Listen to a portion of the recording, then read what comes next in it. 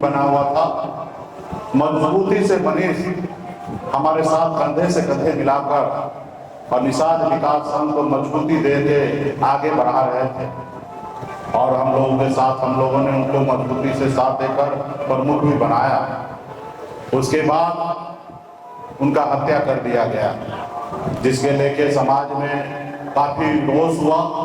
उस समय में एक और हमारे समाज का ही बेटा गुलशन का भी उस समय में पुलिस के गोली द्वारा उनका भी हत्या किया गया था और बहुत सारा आंदोलन हुआ। आज भी हमारे ऊपर हाजीपुर में केस हमारे ऊपर दर्ज हुआ था, आज भी वो केस हमारे ऊपर है। समाज में जब भी बदलाव के लिए आप संघर्ष कीजिएगा, लड़ाई लड़िएगा, तो आपको कुर्बानी लेना पड़ेगा। और मैं निश्चित तौर पे अपने हक अधिकार के लिए अंतिम सांस तक हम लोग लड़ाई लड़ने के लिए तैयार हैं साथियों, अंतिम सांस तक लड़ाई लड़ने के लिए तैयार हैं। तकलीफ वहां होता है जब हम सामाजिक न्याय के लिए लड़ाई लड़ते हैं, तो कभी कभी हमारे अपने लोग हमारे पैर को खींचते हैं, कभी कभी सरकार के लोग उचित सम्मान नहीं देते हैं। जैसे हमारे भाई मनीष का हत्या हुआ, इसी प्रांगण में हत्या हुआ अनुमंडल में, उनका आज तक प्रतिमा लग जाना चाहिए था ताकि आने वाला पीढ़ी उनको हमेशा याद करते। लेकिन राजनीतिक दृष्टिकोण से वो सोच रहे हैं उनका प्रतिमा लग जाएगा तो वो बड़ा हो जाएंगे।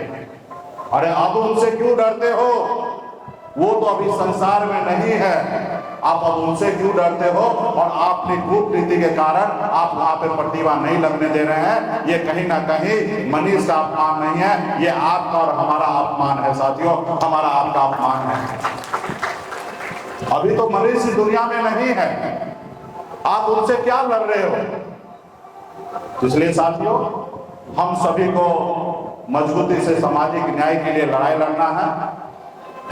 और निश्चित तौर पे हमारे बड़े भाई डॉक्टर यशोदानंद जी ने कहा कि वैशाली जिला जो है क्रांतिकारी का धरती है, इसमें कोई संदेह नहीं है साथियों।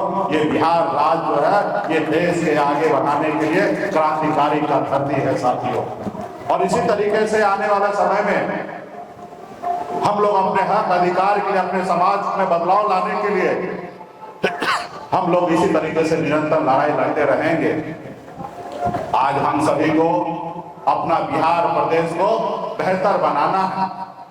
आज हमें ऐसे प्रदेश को बनाना है जहां हम दो का आपस में लड़ाई हो तो उसका समाधान हत्या नहीं होना चाहिए। ये ऐसे हमें प्रदेश बनाना है।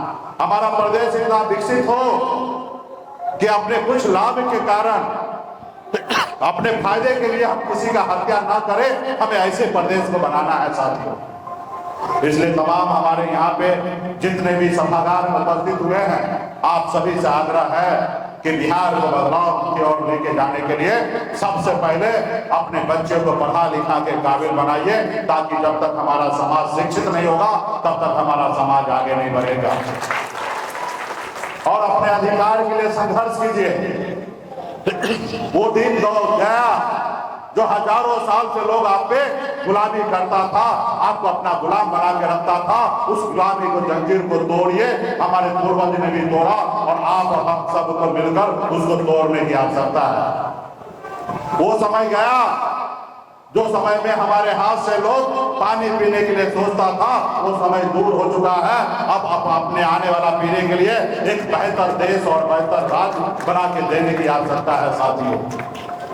इस रास्ते में हम लोग काम कर रहे हैं और निश्चित तौर पे आने वाला समय में आप और हमने जो सपना देखा है वो सपना को साकार करेंगे। तो इसलिए हम लोग यहाँ पे हमारे भाई स्वर्गीय मनीष सहनी जी का श्रद्धांजलि सभा में यहाँ पे हम लोग उपस्थित हुए हैं और तमाम सभी यहाँ पे हमारे सब जनप्रतिनिधि, विधायिका हमारे पूर्व विधायक, सभी महागठबंधन के एनडीए के सभी नेता, सभी लोग यहाँ पे आके सभी आप लोगों ने याद किया है हमारे भाई मनीष जी को।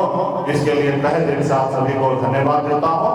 और जो मनीष ने जो सपना देखा है, वो सपना आने वाला समय में आप और हम सब मिलकर उस सपना को साकार करेंगे, समाज को आगे बढ़ाने का काम करेंगे। साथियों, अभी हम बाहर से आए और ओम प्रकाश जी ने कहा कि ऐसे सभा आपने रखा है, तो हमने बोला निश्चित तौर पे हम आएंगे और मैं भी समय निकाल के आया हूँ। बीच में फिर आप लोगों से बहुत सारा मुलाकात होगा। आप सब जानते ही हैं कि हम भी अभी एक अलग दौर से गुजर रहे हैं, उसको सामना कर रहे हैं और मजबूती से सामाजिक न्याय को आगे बढ़ाने के लिए हम अंतिम सांस तक हम संघर्ष करेंगे और लड़ाई लड़ते रहेंगे। सबको बहुत बहुत धन्यवाद सभी जनप्रतिनिधियों को।